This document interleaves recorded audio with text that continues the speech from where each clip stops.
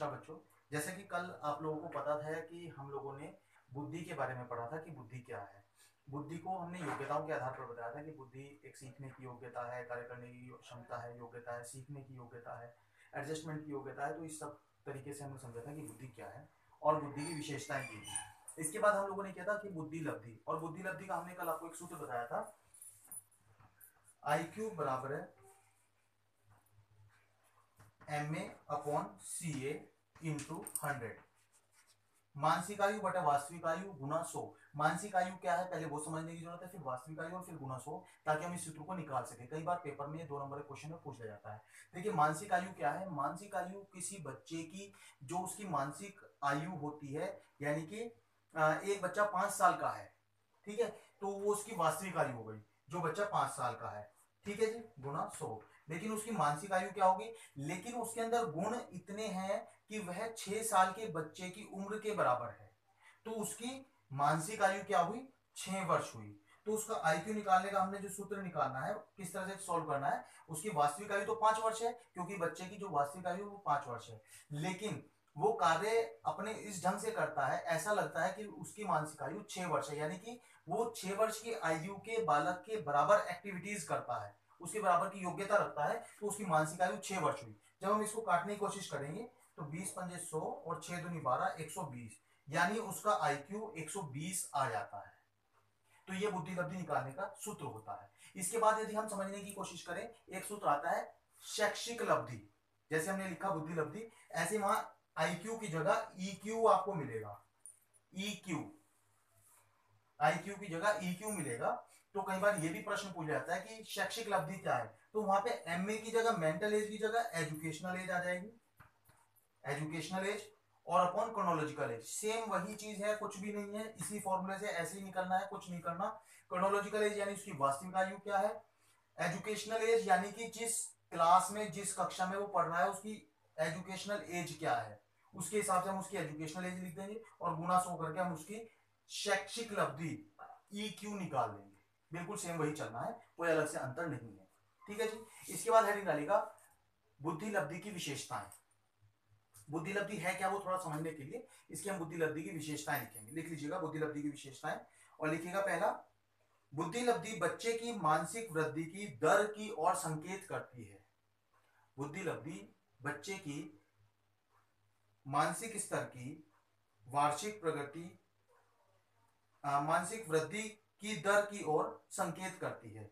दूसरा लिखिएगा, यह बच्चे के मानसिक स्तर की प्रगति को दर्शाती है। नेक्स्ट लिखिएगा, यह बच्चे की प्रतिभा का सूचनांक है, यह बच्चे की प्रतिभा का सूचनांक है। नेक्स्ट लिखिएगा, बुद्धि लब्धि बुद्धि नहीं है, बुद्धि लब्धि बुद्धि नहीं है, यह मात्र बौद्धिक योग्यता का अनुमान है, यह मात्र बौद्धिक योग्यता का अनुमान है, ठीक है जी। नेक्स्ट लिखिएगा, बुद्धि लब्धि केवल व्याख्या है, बुद्धि लब्धि केवल व्याख्या है। नेक्स्ट लिखिएगा,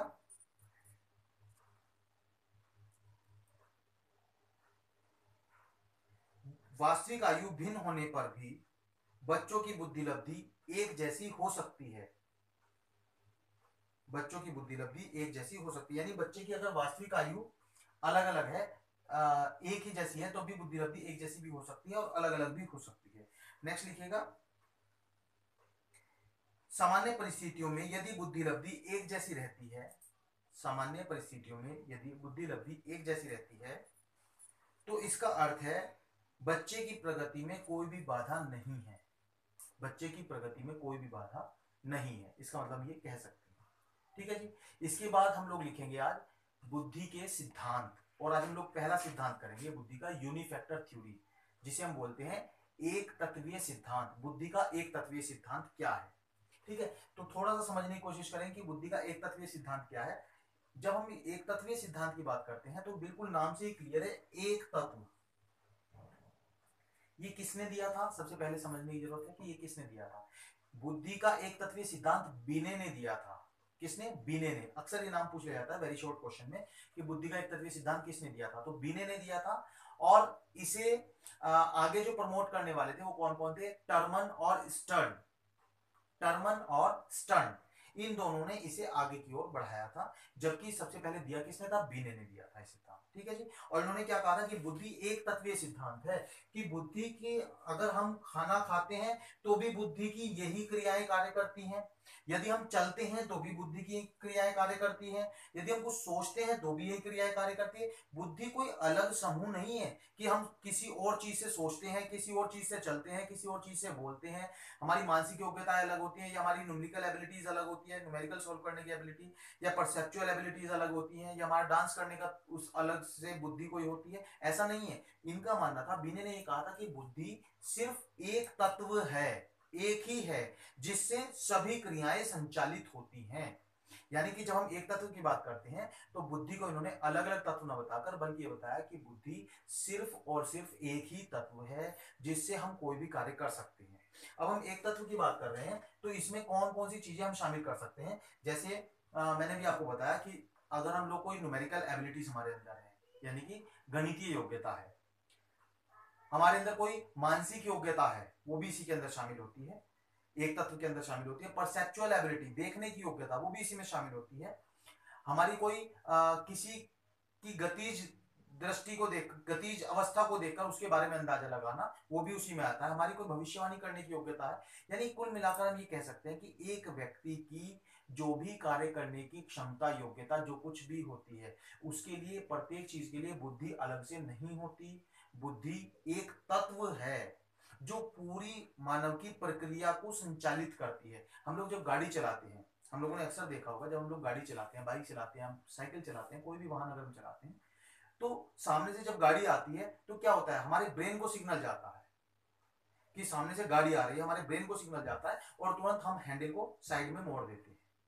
बुद्धि कोई ब्रेक लगाने के लिए या हैंडल मोड़ने के लिए अलग से बुद्धि नहीं है। बुद्धि वही है जिससे हम पहले भी सोच रहे थे, खाना खाने का ढंग हमारा कैसा होना चाहिए, हमें किससे किस तरह से बोलना है ना, हमें न्यूमेरिकल सोल्व कैसे करना है, मशीन पर काम कैसे करना है, कंप्यूटर में काम कैसे करना है, कल टीचर ने क्या बताया था। यानी ओवरऑल अगर हम बात करें तो बुद्धि कोई अलग अलग चीजें से नहीं है कि अलग चीज के लिए अलग बुद्धि होगी।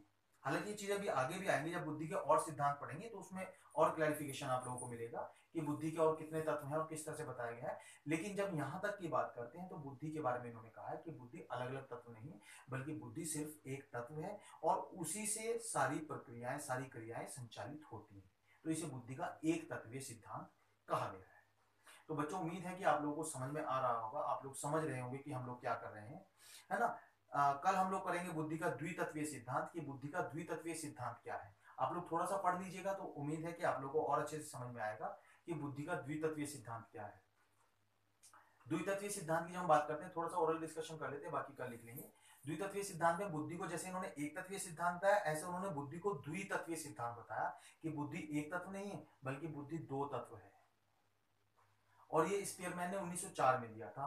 तो यानी हम कह सकते हैं कि बुद्धि को मनोवैज्ञानिकों ने, जैसे हमने पहली लाइन में भी लिखा था, जब बुद्धि का अर्थ लिख रहे थे तो हमने पहले भी लिखा था कि बुद्धि को कोई मनोवैज्ञानिक सभी बुद्धि को लेकर एक मत नहीं है, बल्कि हर एक की बुद्धि को लेकर अपनी अलग व्याख्या है। उन्होंने बुद्धि को किसी ढंग से बताया है, किसने बुद्धि को योग्यता समायोजन की योग्यता बताया है, किसने सीखने की योग्यता बताया है ना, किसने अपने ढंग से कुछ बताया है, किसने कुछ बताया है। परंतु जब हम बुद्धि के सिद्धांतों की बात करते हैं तो उसी प्रकार उन्होंने अपने अलग अलग सिद्धांत भी दिए हैं। पहला सिद्धांत विनय ने, जो विनय माने जाते हैं, वो ही बुद्धि को, बुद्धि लब्धि को और बुद्धि को बताने वाले माने जाते हैं। ठीक है जी। तो हमने यहाँ पे लिखा, आज हमने बुद्धि लब्धि की विशेषताएं और इसके बाद बुद्धि लब्धि का सूत्र हमने लिखा और शैक्षिक लब्धि का सूत्र लिखा, और इसके बाद हम लोगों ने बुद्धि की यूनिफैक्टर, एक तत्वीय सिद्धांत भी पढ़ा। ठीक है बच्चों, बहुत बहुत धन्यवाद, बहुत बहुत शुक्रिया।